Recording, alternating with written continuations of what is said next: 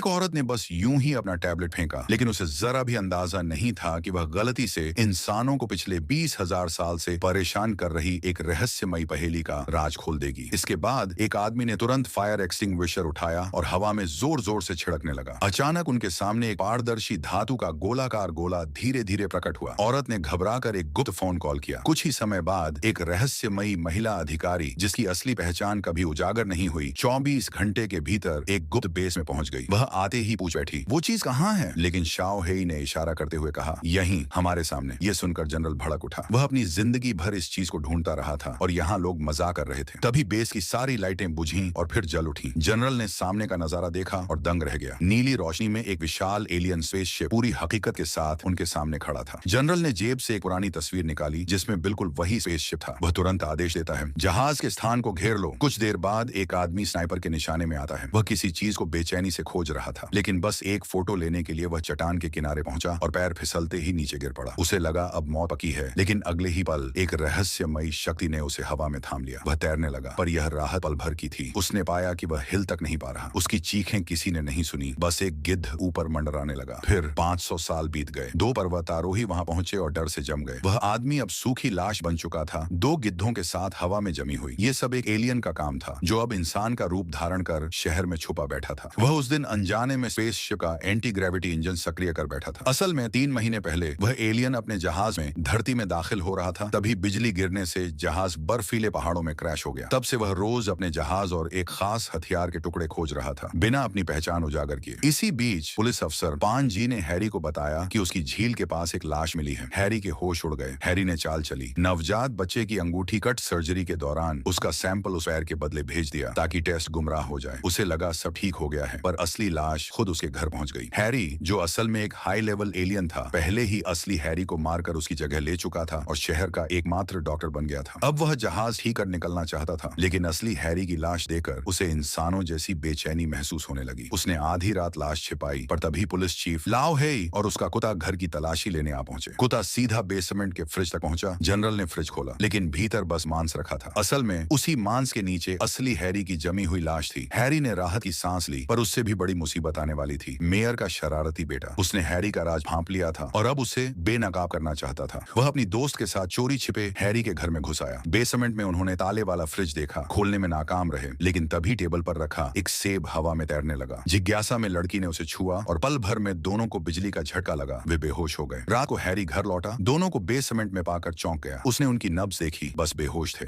वह उन्हें बोरों में भरकर ले जाने ही वाला था कि तभी एक छोटे बालों वाली महिला कमरे में दाखिल हो गई।